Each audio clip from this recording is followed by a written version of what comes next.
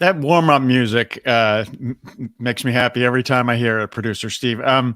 Welcome once again to the 17th Annual Newburyport Documentary Film Festival. Today we are speaking with the teams of four directors for our shorts block, The Art of Community. And these are four beautiful films that we feel work really well together, albeit they are about very different subjects. We would like to mention that if you're watching this shorts block at any point through the rest of our festival through next Sunday, you will be able to see these interviews. They will be archived, and they will also live essentially in perpetuity on our YouTube channel. And we highly encourage, we've got lots of great filmmaker interviews over there. Producer Steve, I don't know if you want to put up that logo, but we definitely encourage you to go over and find us on our YouTube channel and to subscribe so that you get notifications about new interviews that have been uploaded, new content, new free events. Our work in progress tomorrow night. We'll have the archived version of our inaugural Student Filmmaker Award, which went really well yesterday. Etc. But for now, let us introduce the filmmakers who are here to talk about their films in the shorts block, The Art of Community. First, let's see Kara Feinberg, who is a Boston-based filmmaker who made the film Lockshop. Hi, Kara. Thanks for being with us. Nice to be here. Thank you. David Tames, who is a professor at Northeastern University of Film Studies, I believe. Is that right, David? Video production. Video production. Yep, close enough. And David brought us the film Bookshop. And we have the filmmaking team of Ian Payne and Graham Williamson, who are coming to us from the UK. Do you guys actually live in South Care?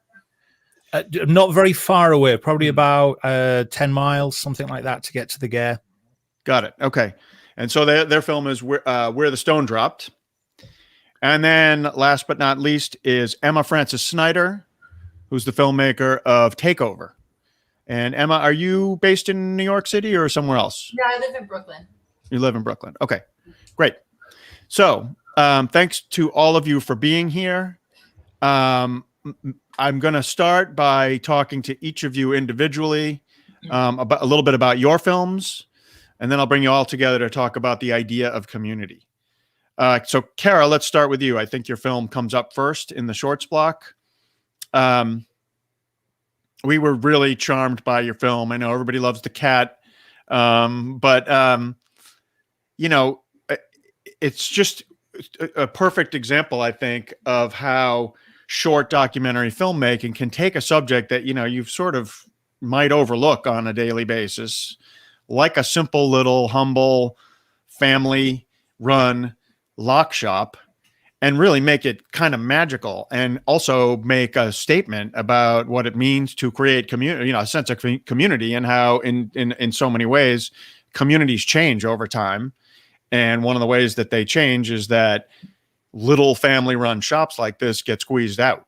Right. So maybe if you can start by telling us, I think you live in Somerville. So, you know, for those of us in the Boston area, we know it's, you know, adjacent to Boston, but not actually in Southie. What's your, how did you find the shop, and what's your connection to Southie? How'd you first come across it and come across the family and decide, well, that's a great spot for a film? I was actually doing research for another film that was taking place in South Boston, and I'm a journalist, so I've been reporting all over Boston for a long time.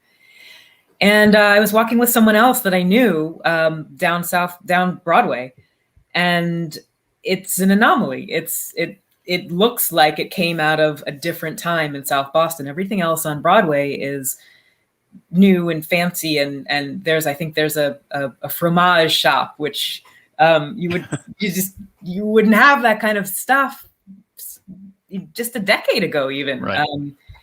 And so I asked about the shop, and he said, "Oh, that's Patty's shop. You should actually go in and talk to her. I think if you want to know more about the neighborhood, she's the person to talk to."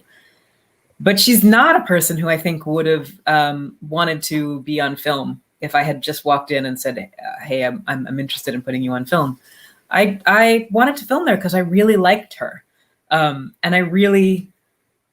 It seemed like a place that didn't just look like it was from another time. It seemed like it was from another time. And it was really clear that it was Patty, it was her interactions with customers that made it so. And it just seemed like it held my interest is the answer to your question. I wanted to know more about it. Right. And we hear so much about, obviously, gentrification of various neighborhoods. But you're right. I mean, like Southie wouldn't have looked, Southie looked more like Patty's shop than the Fromage place 10 years ago. I mean, like not 30 years ago or 40, 10 years ago, right? It's been completely overhauled in a ridiculously rapid amount of time, right? Are you, I forget, and I apologize that I forgot to double check. Are you a first-time filmmaker? No, actually, but I haven't. Not a veteran filmmaker, so it's yeah. I mean, I know you're a journalist, and I know you're kind of done TV production. You're not a novice at doing this, but I was wondering if you had directed other film. You have directed other shorts, I would imagine, right? Docu-shorts, stuff like this, really portraits of people. Right. Were you looking to do another one, or was it just like, oh my God, I met Patty and I just feel like that's the next project I want to work on? Like, were you looking for another short film project, or did it occur to you after you met Patty? No, I wasn't looking for another project. I'm always looking for a good story. And some stories want to be told in print. Some stories want to be told in film. And this one, the shop and the cat and the customers, the way what you see is so important. And I'm sure there's a good article to write, but being able to see it, I think, was really important. Right. So I know you've written for the Boston Globe. I've been writing for the Globe, contributing to the Globe for quite a long time myself. And, many years ago, actually, not just at the Globe, but at all, major daily newspapers, the photo departments started producing these short videos to accompany certain types of feature stories, which is exactly what this is. You could have written this as just sort of a slice of life feature story for the the Sunday magazine or the Metro section or whatever. But and if you did, the chances are good they would have sent a photographer with a digital camera to create a short video very similar to the one you did, but you chose to just do it as a video, and I think you made the right choice. Thank you. That's actually how I got into video making in the first place, because I was a print journalist, and as we got into the video world, the Globe would actually send out photographers and videographers, and I thought, but I want to do that too. Exactly. Yeah. Right. Okay. Great. Let's bring up David for a minute. David, your film, Book Art Bookshop. Actually, before I even ask you about Book Art Bookshop, I want to mention something. Well, I mentioned earlier that we had our first ever college level student filmmaking award yesterday. We had 6 students from various local colleges submit films that we screened yesterday, and then we gave one of them a $500 award. And it was really exciting, and the films were all excellent, and one of them gave you a shout out in his film. I don't even know if you know this or not, but he's a student of yours, I think. Gabriel Reed, right? Who made Black of Space is the name of his film. And it's kind of an Afrofuturist, very short, like a 3-minute film about the concept of Afrofuturism and him exploring it. It's kind of like, a science fiction idea. It was really nice. We had a tough decision to make. He didn't win, but any one of the films could have won. They were all really good, and we highly encourage anyone who's interested to keep an eye on our YouTube channel. We're going to post all those videos as a cluster together that can be streamed for free. But I thought I'd mention that because Gabriel clearly gives you, I think he said something like, thanks to Professor Thomas for encouraging him to do the film, I think. Does that sound right? Yeah, I definitely encouraged Gabriel to pursue his personal vision. Yeah. Okay. Well, but thanks for doing so, because I really thoroughly enjoyed his film. So let's talk about your film. I believe the bookshop is in the neighborhood of Shoreditch, right? In England, or in London, rather. in London. Yes. Okay, so I stayed in Shoreditch. I had never, well, I'd spent one overnight in London years and years ago, and then I was there a couple summers ago for a few days, and I ended up staying in a place in Shoreditch because I heard a little bit about the neighborhood. Can you tell our viewers, for anyone who hasn't been there or isn't familiar with the name Shoreditch as one of London's neighborhoods, what the neighborhood is like? Well, it's another one of these examples of neighborhoods in rapid transition and rapidly gentrifying. You even hear about it in the film, how, the shop has been there for a long time and the neighborhood has changed completely, but bookshop has not. So this is the kind of place where you can eat at a restaurant that has a Damien Hirst sculpture in the middle of the restaurant, and that was not the case 10 years ago. Right. Yeah, actually, that's a great point. I mean, it is almost a direct parallel of Southie in a different way. I mean, it's very working class neighborhood, but it's very much, it kind of has always, I think, had like a real sort of grungy guerrilla version of art going on there, as far as I know.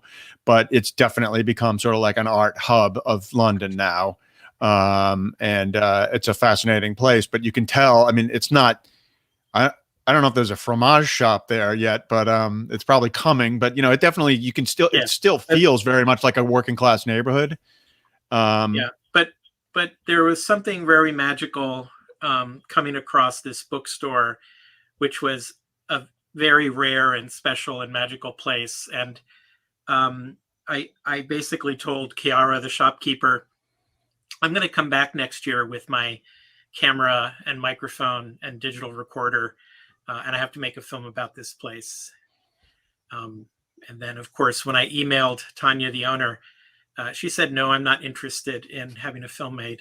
But long story short, I convinced Chiara to sell the idea on my behalf, that I'm okay.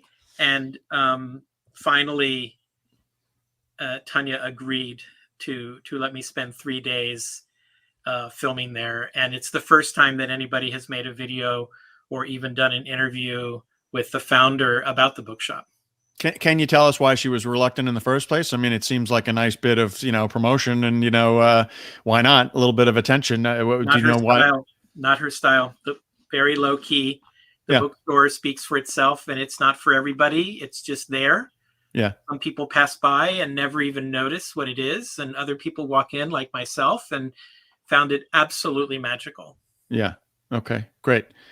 All right, so then that brings us to a different corner of the UK. Let's bring up Ian and Graham for a minute, if we can. I was not aware of Southgate. I'm guessing that you're going to tell me that it's not uncommon to hear from somebody from America or elsewhere in the world who's like, I don't know where Southgate is. From people in Britain, to be honest. Is that right? Exactly. You're talking about Shoreditch and London. People in London would have no idea of Southgate. Is that right? Even though Southgate and the area around it probably built the majority of steel structures within London, but sorry, that I'll take my working class chip off my shoulder right now. But yeah, it is a place that I think, as the film shows, that unless you know that it's there, it's it could basically, you have to drive past warning signs saying you're not allowed here. Quite determinedly until you get there, and then once you get there, you find the kind of people that are in the film, that know that it's there, and it is an amazing place. And I grew up not very far away from the place, so it was always very much in my mind. So yeah, when the opportunity came to make a film about the communities down there, it was kind of like, yes, this would be a great idea. Right. Did you get any resistance from anybody who said, well, why do we need you bringing in cameras? Or, it doesn't seem like it. I mean, it seems like everyone that you spoke with was like, sure, of course, I'd love to tell you what I love about this place. I think there was one guy who was very reluctant to be seen on camera, and we kept him on audio. But other than that, I mean, people did, like David was saying, people sort of, it was stories kind of jump out at you sometimes, don't they? And that was certainly the case that we had. Yeah, I mean, it was probably the first interview we did was with Ian Forsyth, the photographer. Yeah. And it was literally while we were driving back or walking back to the car, and we saw the other people there that were in their camper vans and stuff, and said, "Do you mind if we have a chat to you?" And bear in mind, we hadn't planned it. We just put a camera in front of them, and then told us amazing stories, and including the one about the guy that was just basically driving around the coast of Britain, and he happened to come across the Gare by complete chance. Yeah. So yeah, that those are the kind of people that filled the place, as well as those that were using it for solid recreation and business. I think when you ask about people being reluctant, because technically the land is private land. So we spoke to PD Ports that own the land, and they watched the film and said, yeah, the film's great, but we do need to have an element in there about the safety element of fishing. So you will not see some of the dramatic stuff there of people on the pier fishing while there are raging storms, because it's very dangerous, and people have died being dragged into the sea there. So yeah. Right. But even that guy, the PD Ports guy, was not, I mean, in another film, he might have been made out to be sort of accidentally the bad guy, like this is a guy who's telling you can't go, and all he was saying was, well, we kind of have a duty to say, be careful, be extra careful, because we don't want you getting swept out to sea. Right? And that's brilliant that you picked up on it, because that was added afterwards. In the production, and there was that case where we said, we don't want this film to become a health and safety film about the Gare. So it's really nice that's how it came over. The fact that the PD Ports that use the Gare and own it like it as well, and they know full well if they tried to stop people getting there, there would be uproar. And is it? Sorry, go ahead, Graham. I think one of the things that made it slightly hard to sort of pitch to people is one of the things that I like about it now, which is that there is really no conflict in it. As you say, the guy from PD Ports is perfectly secure with the fact that people like bird watching and doing other things on the Gare, and they just let it happen. Mm-hmm. Is it really still the third biggest port in the country, and still totally basically unknown to a lot of actual Englanders? Well, yes. I mean, it's like, I don't know what it's like in the States, but unless you work within the port, you don't know it's there. It is not a general tourist attraction. Yeah, you have to find it. So yes, and I think there are things afoot that will probably make it an even bigger port in the future as well. It will even get bigger. Yeah. Okay. That's part of why it's kind of a harmonious place, because unless you run a port, there is no economic gold mine in South Gare. There's nothing else you can really use that land for. So it's just one business and the people who love it, and there's no conflict really with that. Right. Okay, great. All right, thanks, guys. I'm going to bring up Emma now to talk about Takeover, which is your film about the takeover of what was eventually called the People's Hospital in the South Bronx in 1970. Was it? I forget. I forget the year. 1970 Lincoln Hospital by the Young Lords. Right. Emma, we were just talking about this before we went live. All the other filmmakers were agreeing with what I'm about to say, which is that, your use of reenactment, I'm going to say this flat out. I mean, we're not huge fans of reenactment typically in documentary films, because it's not seamless. It usually looks reenacted, and, some filmmakers use it better than others. But I can tell you that when we, as the selection team, look at all of our submissions, if there are reenactments, it makes us pause. And your film did none of that. I mean, it's amazing how well seamlessly you were able to recreate scenes where you obviously couldn't have been, and there were pretty clearly no cameras involved, of this takeover happening. So you used Super 8 or something, Super 8. Yeah. And do you want to talk a little bit about, just sort of the thinking behind that to make it look like archival footage, but bring it off so seamlessly? Totally. Well, it was like an homage to the third world newsreel filmmakers from the 70s who were filming at the time. And so the idea was that the camera acts like a person and moves like a person and looks around like a person. And so like that is why you have those weird movements. It's kind of like what a human being does as we look around. I mean, in such a heightened action, in such a heightened moment, you like look around, you're analyzing, you're zooming in with your own eyes. So it was really an homage to that, as well as a vehicle to tell an important piece of history,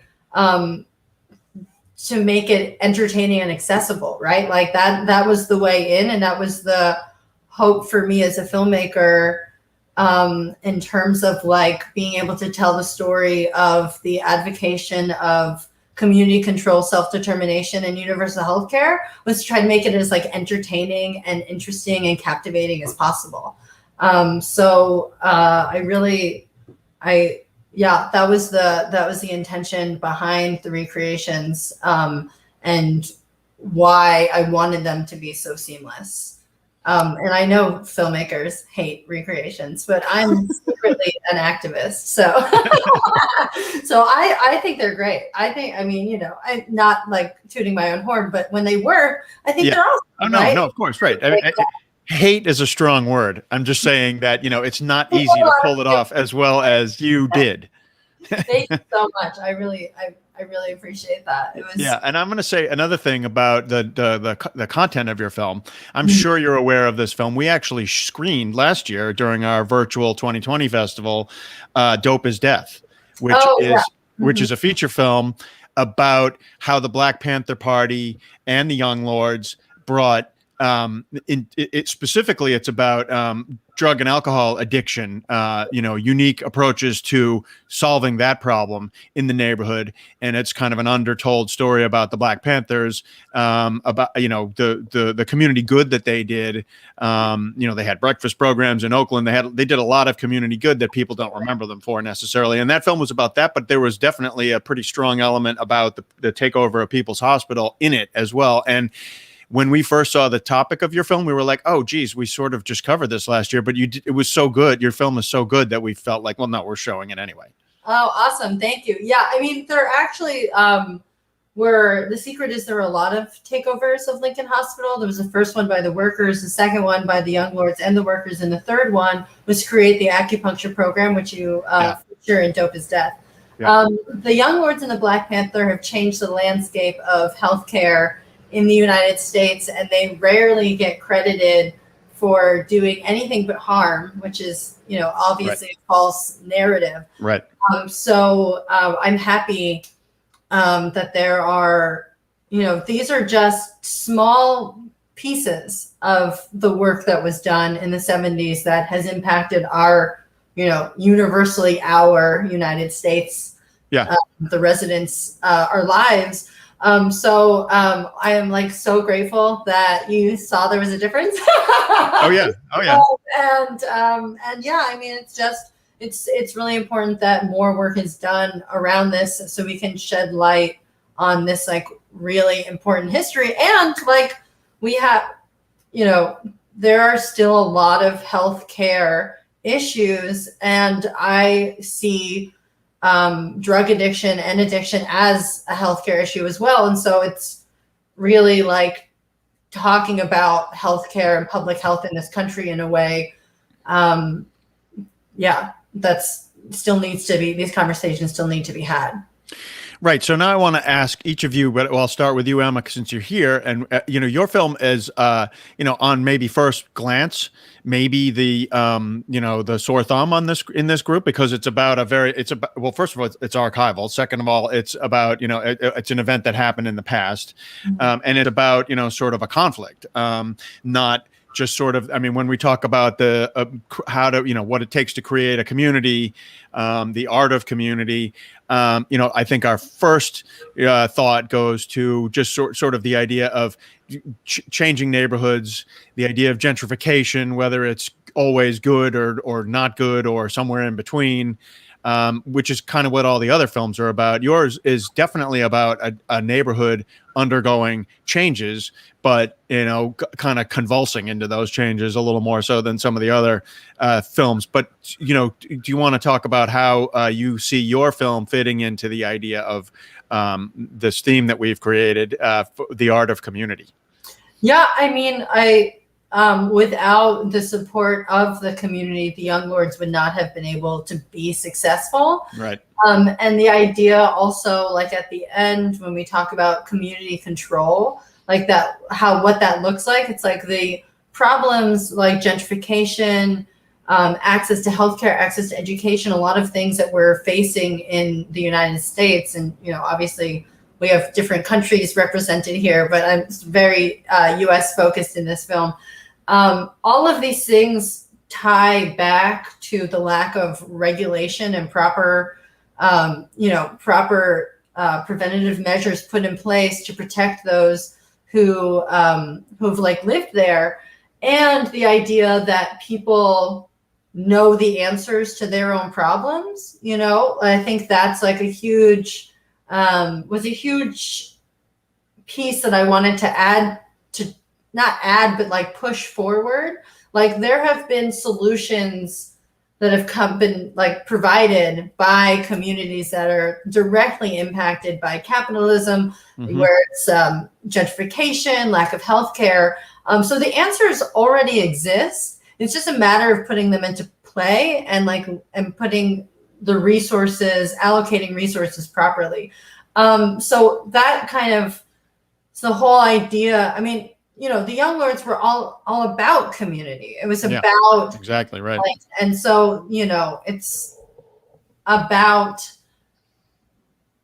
giving your community, or like pushing the importance of treating different communities with care, with love, care, and compassion, and then like not taking shit if that's not happening. Right. Exactly. So that's kind of the I'd like to imagine the takeaway or the import of Takeover. Yes. As it relates to community. Absolutely. So, producer Steve, would you mind bringing everybody back into the room? Hi, Kara. Hi, David. Hi, Ian and Graham. So I'm going to put the question to the rest of you. Just curious, do you see the thread through all of your very different films in terms of just what it takes to create a sense of community or a neighborhood that feels like home? Anybody want to? And if you have something to say about any of the other films, great. If you want to just talk about the idea in general, great. Carrie, you had your hand up.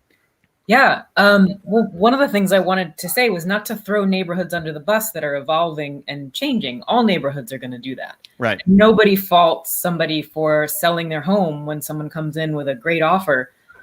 But one thing is different, I think, about a changing neighborhood, which is, if you look at Patty's store, it's not that shops like hers are getting driven out by other bigger stores necessarily, as much as there aren't so many people who want to run a shop, who want to run a small shop like that. Same thing with Bookshop, I'm sure. Right. It takes so much work. That's a type of store that doesn't exist as much anymore. So it's some of it is economic and some of it is just a bygone era. And I think one of the things that's important to think about is that people who run shops like Bookshop or Lockshop or any small shop like that, the neighborhood is definitely changing, but it's about how you run your spot. It's about knowing your neighborhood. It's about knowing what's going on with people. And that helps if you live in the area where you work. But a small franchise, a small shop, knowing your customers and how you handle them, like that's what's going to be lost when small shops disappear. But I think the hope is because neighborhoods have changed, like they're not going back. Right. It's how you choose to run. If you're serving one community, do you know that community? Do you know the people who come in and out? Are you involved in their lives? And I think about Lockshop, and that's a place where people will be like, I have a friend who lives in Southie who said to her kids, if your bus is late, you go to Patty's shop. Patty will take care of you. That's a choice. That's a choice Patty has made. And somebody else could run that same shop differently. And I think that might be an important part of the conversation of how do you make a community, because certainly shops like this are getting pushed out, but it doesn't mean that you can't take the best of how these shops are run and add them to a new community that's starting. Right. David, are there parallels between what Kara was talking about and what Bookshop is to Shoreditch? I mean, obviously, that's a unique store. Like, there's no other store like it in the world. There are there were lock shops in most working class neighborhoods up until Home Depot. But there are no other bookshops. But I still think there are probably some parallels. Do you have a sense of how the story of the shop that you chose to film fits into this idea of creating community or a sense of home, a neighborhood that creates a sense of home? Right. Well, I mean, Bookshop brings together a community of people who love books, love the tactility of books, love artist books, which is a very specific kind of book. And it also is interconnected with this basically dematerialization of culture. Yeah. Right. And so we have these physical artifacts that are the product of these cultural practices that are going away. And it's not that the cultural practices are going away, but the physical artifacts are going away. And if everything's digital, then shops will exist online. Yeah. Right. But there's something about, we are embodied creatures. We live in physical bodies. We move through physical space. And I do miss that, every time I go wandering around a new city, it becomes more and more difficult to find unique places like Bookshop or an antiquarian bookstore that I came across in Buxton when I was in the UK, and things like that. My students on an Ecuador dialogue course or a travel course did a beautiful profile on the only bookstore in Otavalo, Ecuador. Because books from outside the community are a very rare object, and there's a very small group of people interested in books, and yet this one bookseller maintains this book, and so a whole community has gathered around that store and meets in that store, right? Because you have readings. A lot of people have storytelling events at bookstores, readings, gatherings. So it's more than just the artifacts. It's also bringing people together that may not come together in other contexts, but the store acts as a hub, right, to bring these disparate people together. Right. Ian and Graham, maybe I'll ask you to sort of address the general question of the art of community. Maybe I'll give you the last word.